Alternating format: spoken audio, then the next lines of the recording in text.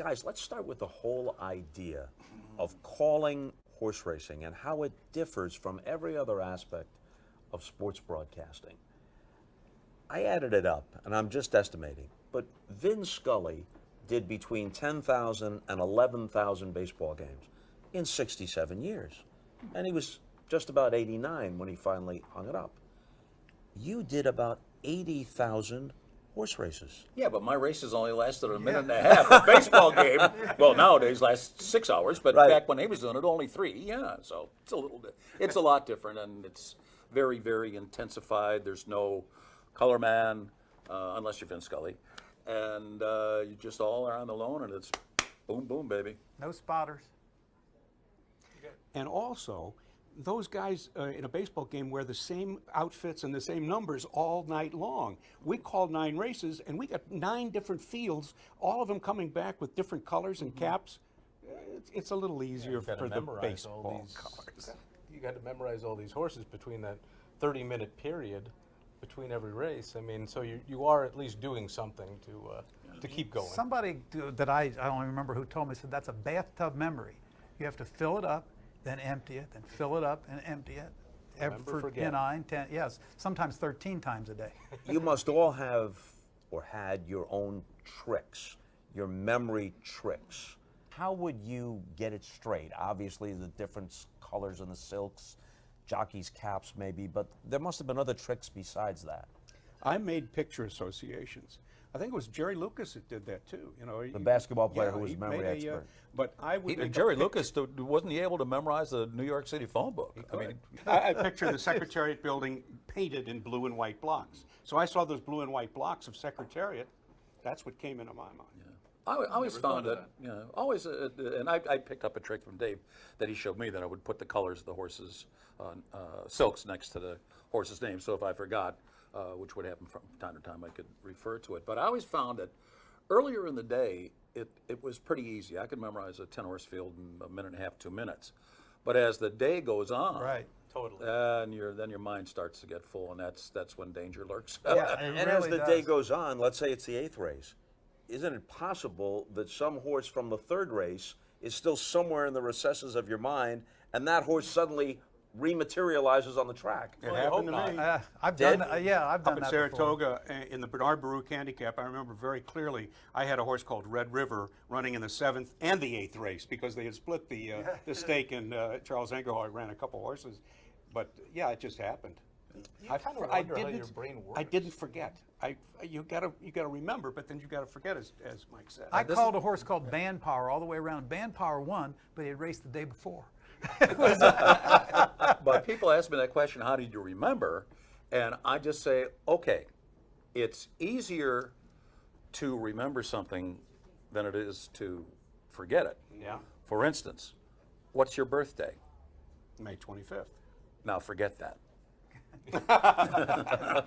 I can do it. I think at forgetting. repetition obviously helps. I mean, if you look at the horses over and over, but I find if you start looking at them too much, then all of a sudden you start forgetting their names, because I don't know, your brain seems to work in unusual fashions that way. They're like, okay, enough of that. You know, let's stop looking at these horses. You already know who they are. I think Stop studying. The average person would be stunned to realize what you guys take for granted, which is that after you called American Pharoah winning the Triple Crown, finally, after all those years, a horse wins the Triple Crown, you still called the 12th and 13th races that day at Belmont. Talk about an anticlimax. That would be as if Joe Buck, after the Cubs finally won the World Series, then had to call batting practice. I will tell you this, I did not study the horses in that 12th race before the race, and as they were going into the gate, I had about 5 people in the booth with me, friends of mine, and we were just laughing. It's like, oh, I've got to call this race after I just called the Triple Crown. Who cares, right? You have to do it, because it's your job, you just do it. But now, I got them around there. Now as we sit here, you have the responsibility that these fellows have also had before of calling the Derby and later the Preakness and Belmont. So while you're not thinking about the 3rd race of the day at Churchill Downs on May 6th, and you don't know for sure yet what the field is in the Derby, you've got a pretty good idea about the Contenders. What are you thinking in preparation now? I've been working on it for a month or two, watching all the prep races, and now it's crunch time. You kind of know who they are. I've made index cards of all the silks and just keep looking at them over and over again until I feel like I know who they are. And now you're at the point where, okay, what are the running styles? Who's going to go to the front? Who's going to come from behind? And there's so much involved, and it's the only race, and I think these guys will agree, I think it's the only race where you have to go in with a game plan because there's so many horses and because you want to get them all in. It seems like it's just different from any other race. Completely. I mean, the bad thing is there's 20 horses, but the good thing is what you said. You watched all the prep. You get to really know these horses better than you know a normal field, say on a Wednesday afternoon. You know these horses that are running back in the Derby. And their style of running. Yes. But Yeah. you say 20, but you and I both called a race with Yeah. a Derby with 21. 21. horses. Yeah. I know. It was- And people think immediately that, and Larry called me up before he was going to call his first Derby, and he said, do you have a problem memorizing all 20 horses? And I told him, that's going to be the easiest thing that you do, because you know those horses backwards and forwards like you know members of your family. And the hard part about 20 horses is not memorizing them, as I think you'll all agree. It's seeing them. You can't call what you can't see, and when there's Keeping 20 track of of them, them. they tend to stack up outside, and if you got 3 or 4 wide, and then they're all bunched up like a bunch of bananas. Plus, it's the Kentucky Derby, and your binoculars might not be quite as steady as they are at the 5th race at Aqueduct. Right.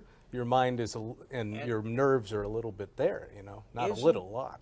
Isn't the broadcast booth location at Churchill Downs, in some sense, less than ideal, in that it's not really at the center of the track as they come toward the finish line? The horses are coming toward you rather than you having a broad horizontal view, right? It's definitely a head-on type shot when they turn for home.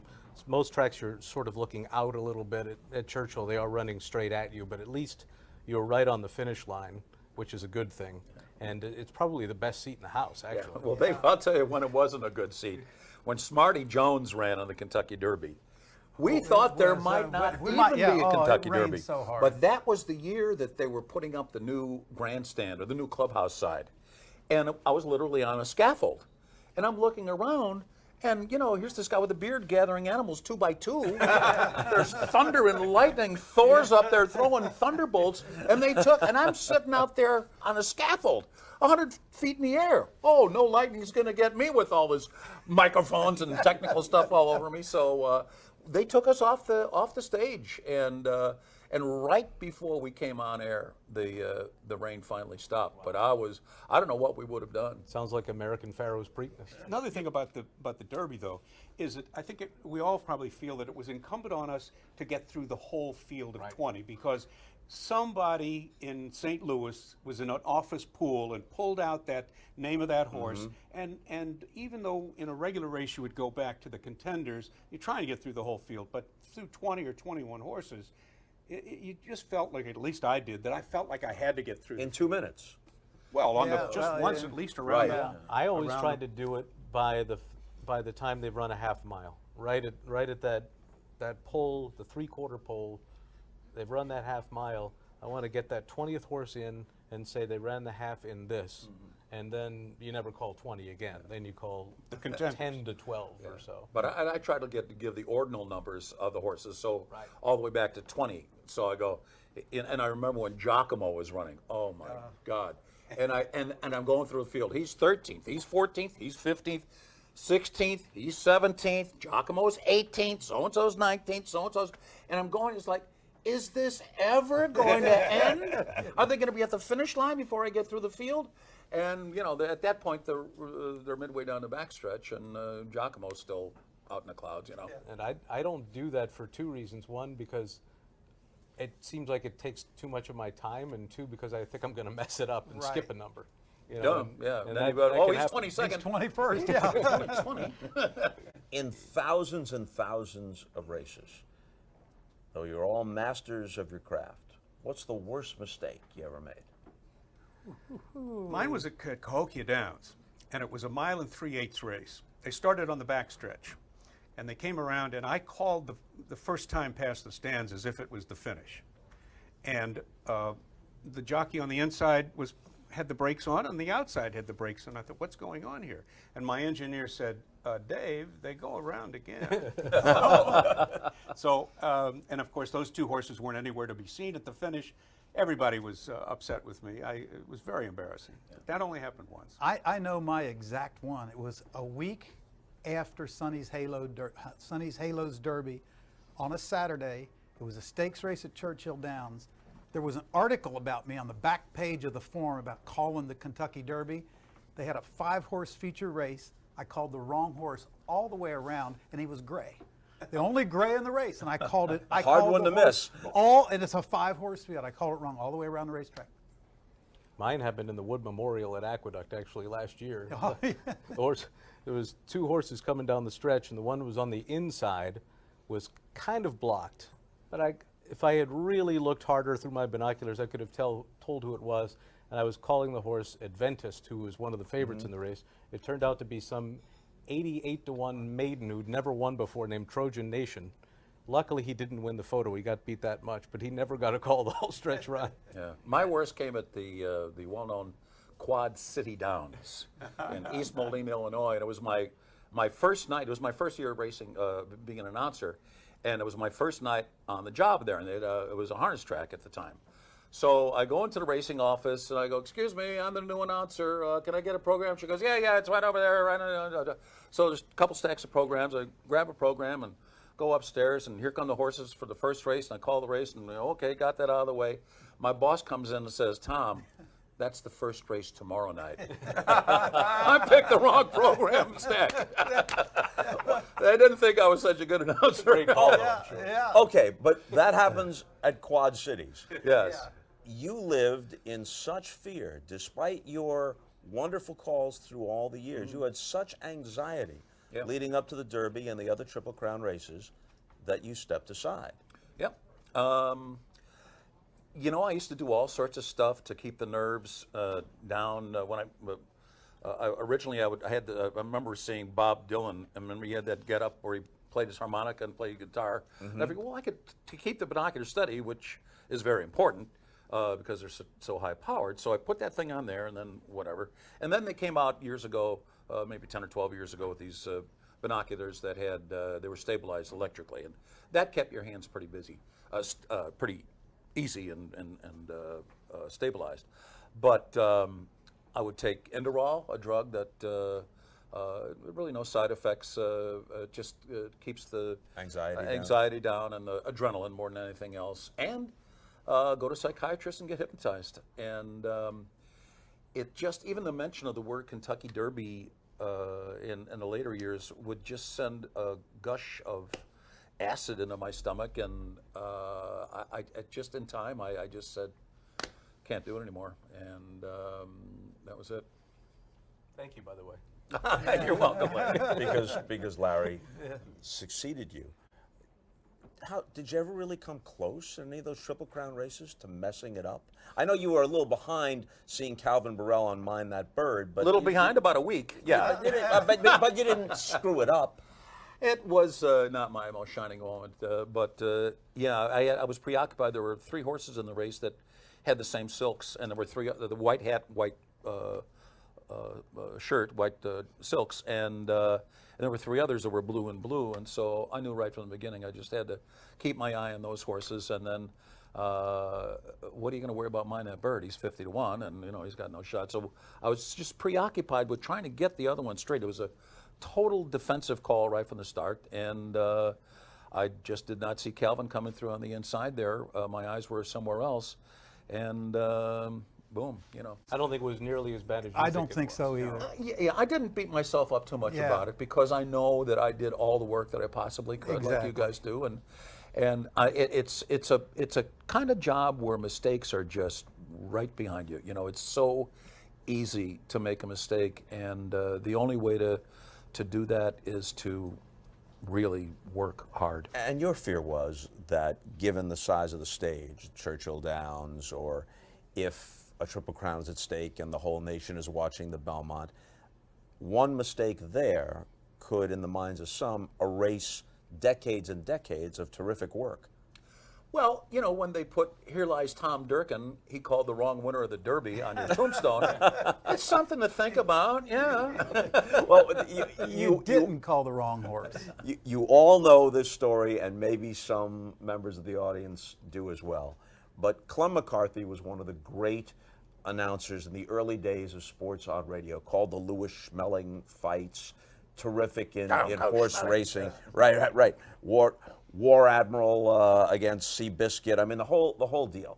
And in the 1947 Preakness, he has Jet Pilot, who had won the Derby. He has Jet Pilot winning the race. In fact, he wasn't faultless that day, but Faultless won the Preakness, which he immediately owns up to. He says, it's a terrible mistake. There was a football announcer, roughly contemporary, named Harry Wismer, who was famous for every time he had the wrong guy with the ball, he'd just have him lateral it to the correct guy. And it was on radio. Who the hell knew? Another guy who was famous at that time, Bill Stern, who was both fabulous and a fabulist, in that he would just make stuff up. He was a great storyteller, and he'd embellish everything. So now they're at some gathering, and Stern is razzing McCarthy about having blown the call in the Preakness. And McCarthy famously says, well, Bill, remember, you can't lateral a horse. Yeah, well, that really, you know, that really wasn't his fault in that Preakness, because that at the Preakness they start the race at the top of the stretch, and they move the starting gate into the infield. So when the horses are coming around, everybody gets up on top of the starting gate, and his view is blocked for like about 100 yards. And Faultless and Jet Pilot had very similar silks. Faultless was out here, Jet Pilot was here. When they get behind the gate, and even in his call he says, I'm blocked, I can't see, and here they come now. And those two horses had switched positions when they came into the stretch. But he owned up to it. Same thing happened to Chick Anderson because he called Foolish Pleasure Prince Thou Art. And what happened was people broke through a barrier, ran all the way up by the fence. You could not see. All I could see were their caps as they were turning for home. And he called the wrong horse. He called him Prince Thou Art, and it was Foolish Pleasure. He picked it up, but that's exactly what happened to Chick. But think about that, if it's any consolation. That was the 75 Derby, all right? Right. He had Prince Thou Art, and instead it was Foolish Pleasure. Pleasure. Okay, but what do people remember about Chick Anderson? He is moving like a magnificent machine. Right. His call of Secretariat in the Sure. 73 Belmont. They remember the magnificent moment. Sure, they do. But that's what I happened. kind of hope that they remember that about you. Yeah. The good stuff, for Yeah. sure. You all had shots at calling a Belmont where a Triple Crown was at stake. You lost a shot, actually, in '78. You'd called affirmed winning the Derby. Turns out Marshall Cassidy, for whatever reason, did the Belmont, and affirmed completed the three magnificent matches against Alydar. But at various times, you all were looking at Triple Crown possibilities. What was the greatest disappointment for you when it didn't materialize? I had 9 of them. 9. I take complete responsibility for American Pharaoh being a Triple Crown winner. I own that. I am the reason that he won the Triple Crown. Thanks Not again, the bud. jockey, Yeah, not again. the trainer, whatever. So I had 9 tries. Right. And I was 0 for 9. I can silver charm. I'll have another. Oh, just on and on and on. Smarty 9 Jones, of them. blah, Smarty blah, Jones. blah. Blah blah blah blah. So I've got another year left on my contract, and I'm going. I don't know. I'm really not up to it. So I stopped my contract that year with Naira. Larry walks in. I'm 0 for 9. He walks in first year and struts away with the Triple Crown. 1 for 1. Oh, California Chrome, though, I right? did call California Chrome losing, for NBC. Oh, that's Right. So I'm technically hitting 500. Yeah, there you go. But yeah, as the Naira guy, it was pretty crazy to come in that first year, and all of a sudden this hoopla happens. It was He amazing. wasn't going for the Triple Crown, but Empire Maker won the Belmont. But I was convinced he was going to win the Triple Crown, so I was shocked when he didn't win the Kentucky Derby, and not shocked at all when he won the Belmont. Where did and down the stretch they come originate? When I Your was- signature. When I was working at Santa Anita, in the 70s. The sound system was the same that they put in 1935. If you ever see the Marx Brothers A Day at the Races, it's the same one from 1935 that I was using back in the 70s. In order to be heard over the crowd, these cones would blast, but it would be a 1.5 second delay from what you said to what you heard back. Like Lou Gehrig, this is the most famous. So in order to be heard over a big crowd, you had to underline it, put a rumble to it, and that's what I did with a horse called Vigers, who was coming up to the Santa Anita handicap, the big cap. And he had this great eye-appealing, go to the middle of the track, drop his head, and smoke home. And that's what I did. In order to be heard over the crowd, I started to say at the top of the stretch or wherever, and down the stretch they come, and it was picked up. I noticed that the local stations would use it as the start for any stretch call, and then people started to say it back to me. And that's how it happened. Clicked. Yeah. And the emphasis on the word down, Yes. too. How it was said, not just the words, but the inflection became iconic. And I was using that call back at Fairmount Park in the 60s, and down the stretch they come. But I didn't put a rumble underneath it and emphasize the down until Santa Anita in the 70s. I'm going to ask each of you to be somewhat immodest. Out of all those thousands and thousands of calls, what's the one you're proudest of? Here's the best example of my work for people to look back on. I don't know. The race calls are just a reflection of the races, so, I called, practically every good horse that ran for about 20 years. So I really don't have any one in particular. I have a favorite of yours. My favorite Tom call was Holy Bull winning the Travers at Saratoga when there was another horse in the race called Concern. And Concern makes this big run on the turn, and Holy Bull's got the lead, and Tom goes, "But there is cause for concern." And I just thought that was freaking brilliant. And of course, Holy Bull was one of my favorite horses. And at the end of the call, Tom goes, "What a hero!" And that One by that this just much. yeah, that just did it for me. So that was my personal favorite of yours. Mike? Well, the last Derby I called was Grindstone and Cavanier. That's the last Derby I called. And they came down to the wire together. It was a photo. It was the closest Derby finish ever. It was a nose. Nobody knew. I didn't call the finish, but I remember that call, and I thought, when I look back on it, I was glad that was the last Derby I called because I thought I did a good job on it. But it was just a great race to call. I have a favorite of Dave's too. Your call of John Henry at the Meadowlands, winning the Ballantine Scotch Classic, which he was an iconic racehorse. It was the last race of his career. It was on my 18th birthday, by the way, 1984, I believe it was. And it was just a terrific way for him to go out, and your call was, "Here comes the old man, John Henry," and it was cool stuff. Yeah, I remember when I was working at Florida Downs at the time, and our meet ended right after the Derby, the first week in May, and I tape recorded a cassette recorder of the time of your call of Affirmed and Alydar in the Derby, and I played that the entire trip back from Tampa to Chicago. I must have played it literally 200 times. That's great.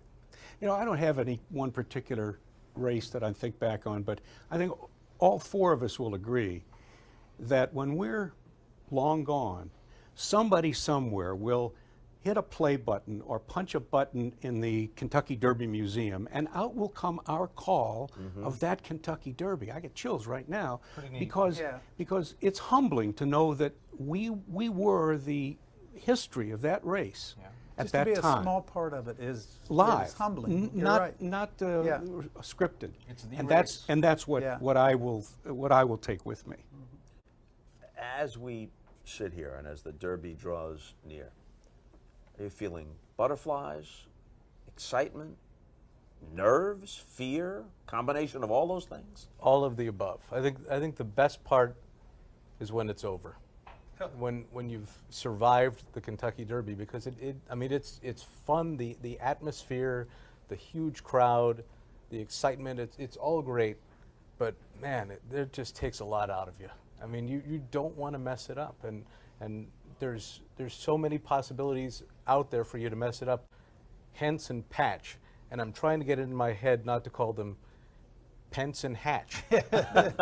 You know, just little stuff like that. That's a political thing. Exactly. Mike Pence Yeah. or Hatch. Right, they're not Republicans, they're racehorses. You should So not have get said that- that out loud. Yeah, You know no, that, I don't know. you? I've been saying, Yeah. stop thinking about Don't that. even think it. But then that reminds me, there was a race, otherwise long forgotten, at Monmouth Park, if I'm not mistaken, and among the entrants were The Wife Doesn't Know and The Wife Knows Everything. Right. Yeah, they happen to be in the same race. My wife knows everything and the wife doesn't know. And somehow or another, they finished first and second. And I just called the race trying to get the names right and not mess it up, and all of a sudden everybody starts talking about it. I didn't think it was that big of a deal, but it was, people liked it. Yeah. Which one won? My wife knows everything. My wife, it usually turns out that way. My wife knows everything, and the wife doesn't know on the far outside. Little Miss Macho is fourth. They're into the stretch. Lady Mutada, my wife knows everything. Center of the track, the wife doesn't know. Into the final furlong. My wife knows everything. The wife doesn't know. They're 1-2. Of course they are. My wife knows everything in front. To the outside, the wife doesn't know. My wife knows everything. The wife doesn't know. My wife knows everything. More than the wife doesn't know. Whew. Miss Tallahassee was third, and Morningside Heights was fourth. Yeah. I'm pretty nervous. Oh, yeah. That's, But I'm really glad I'm not calling. yeah. Get off the rail, Velasquez. Take him out. Come on. I can imagine what that was all like. That would be very hard to do. Mike, you still set the morning line at Keeneland and at Churchill Downs, Right. but did any of you ever bet on races you called, Oh, yeah. Sure. Oh, yeah. Absolutely. All the time. All the time. including the Derby? Of course. Yeah. I did Winning not bet on colors the was Derby. my best I've, score that yeah. I called. I bet on Swale. It's all Swale. Yeah. You know, I called the Derby. I called like 10 or 12 Derbies. I'm for life. I must be the only one that never bet on it. Maybe I'll do it this year. Keep on saying that. Don't worry about it. We won't tell her. One of your esteemed predecessors, Fred Capicella, famously said, you can never bet on a race you're calling because it'll cloud your call and your judgment, but you guys don't buy that, obviously. I never did.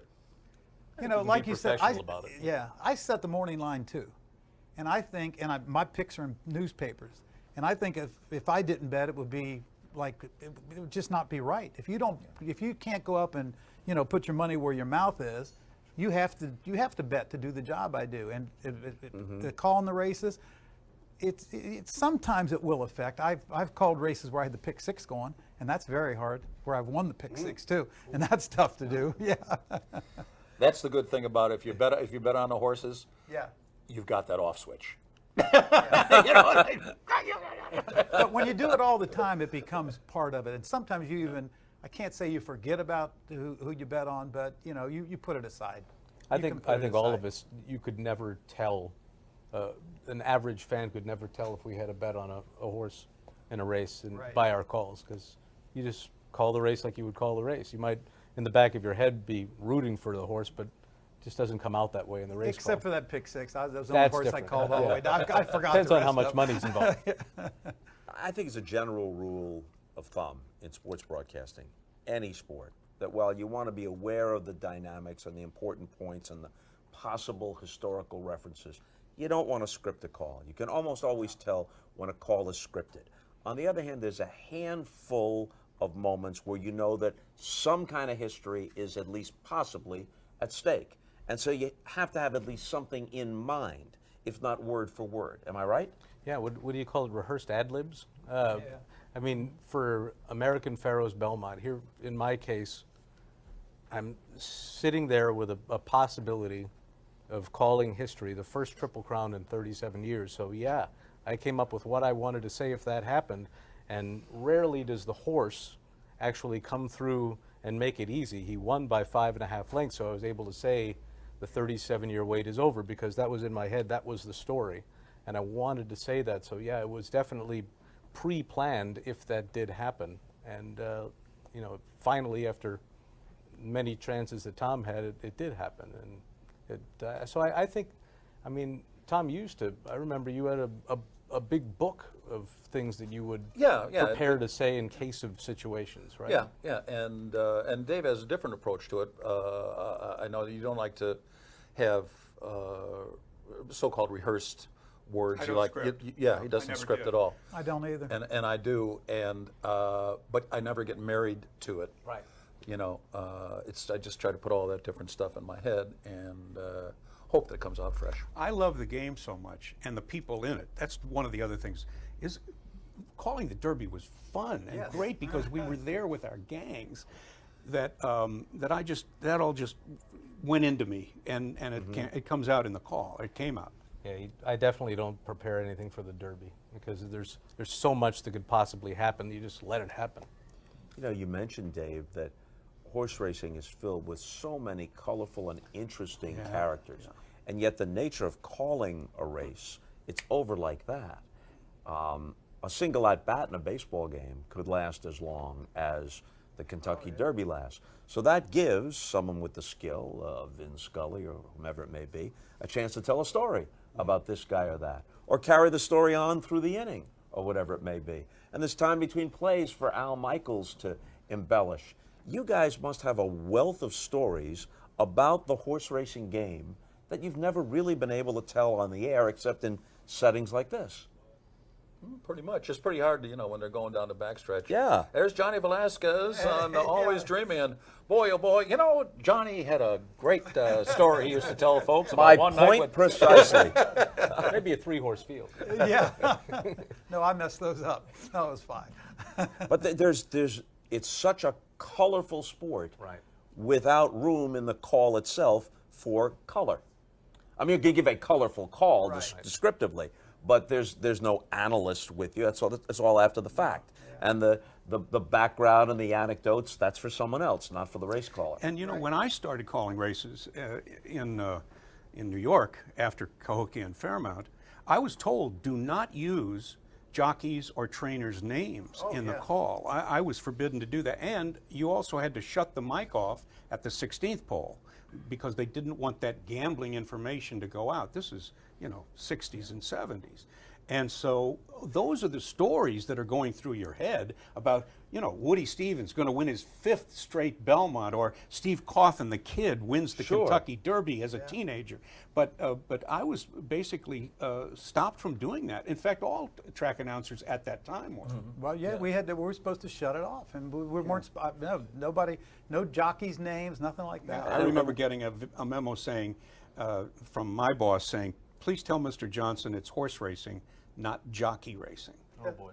And yet, even the casual observer would want to know about Willie Shoemaker or Eddie Arcaro or Mike Smith these days, whoever it may be, or Bob Baffert's a giant star of racing. Right. These guys come back every year. The horses are new every year. Yeah. The trainers and jockeys, they know.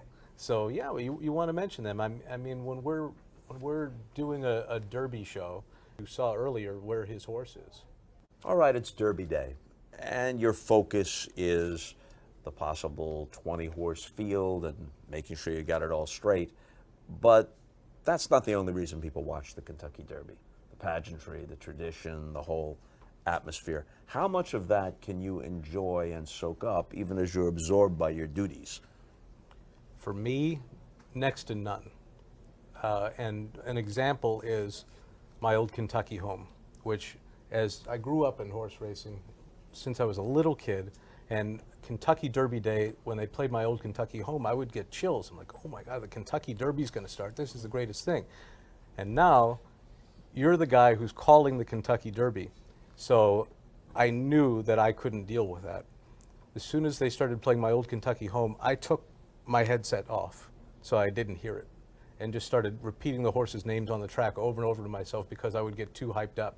So since I started calling the Derby, I don't listen to my old Kentucky home. And when the horses come out on the track, that's the best time you have to get that picture of that horse with the jockey and the caps. I called a Kentucky Derby one time. Of the 20 horses, there were 16 wrong caps on jockeys. 16 of them. Wow. So when don't they're even say that. when they're moving in front of you with the old Kentucky home, that's your best shot to get it right, to find out what that horse really looks like, what the jockey's colors are. So you're not The nerves just came back, by the way. on Derby Day. You're not really looking around saying which celebrities are here, or look at the hat on that lady. And I tell you But my old Kentucky home still gets to me. Yeah, every time. That's why I can't listen to it. It still You're from gets Kentucky. it gets to me, definitely. The time before the race before the Derby, and the Derby itself is usually 90 minutes, and always refer to that as the longest 90 minutes in sports, because you're waiting and waiting and waiting. the longest 90 minutes in anticipation of the most exciting Exactly. 2 minutes in sports. The Derby is a day of reveling for more than 100,000 people there. You've got a job to do. What's the aftermath? Do you guys just cut loose? I do. Yeah, I've always said that the Kentucky Derby is my favorite race. It's never going to be anything like calling the Kentucky Derby. But my favorite day is the Sunday after the Derby. That's my favorite day of the year because it's all over and you can sit back and relax, and then you can cut loose. After Derby Day and Breeders' Cup Day, I just kind of went home, had a couple glasses of wine, and 8:30, baby, heads on the pillow. I was exhausted. I was the complete opposite. I as soon as the Derby is over, I dash down to the NBC trailer where they have hopefully a little wine there, and I down it as fast as I can because the Derby's over. And then I can't usually sleep that night. I'm still so hyped up. I can't sleep the night after the Derby. Just hanging out with friends after the big race. That's what the Derby was about for me. Just the people involved. I loved it. Yeah. You know, I never called a Kentucky Derby where I was in the booth by myself. I had the Churchill Downs announcers, but I would have 4 and 5 people in there with me all the time, all Derby Day. Wow. So I never called a race, Kentucky Derby, when I was in the booth by myself. Never one time. Well, you're surrounded And by so- bookmakers. Yeah, of course. All my friends. So right after the Derby, especially if we had the winner, we were kind of partying and everything. But I know you guys all, you go in and you close it up, but I was never like that. I never got that. I never could do that. You ever take a look at the field and see a name or two that has 6 or 7 syllables or whatever it may be? This is unpronounceable, and say, oh my God, what am I going to do with this? Well, there was a horse called Yakahikamicadola, and the guy wanted me to mispronounce it. Fine, I'll give it to you 7 different ways. Dola haka raka mika, mika rola daka, hola rola cola laka. But the horse was Yakahikamicadola? Yakahikamicadola, can't you say that? Yeah, I just did. Yakahikamicadola? Yakahikamicadola. Where was this? That was at Hylia. I had a race at Churchill it was 3 horses coming down the stretch together. It was a photo finish. Titicaca, Natsolaka, and Polacala. Get out of here. Titicaca, Natsolaka, Polacala, Polacala, Titicaca, Natsolaka. I had them all the way down the stretch, and the 3 of them finished that far apart. By the end, I was Titipakalakmakadaka. I had no idea what I was saying or who won.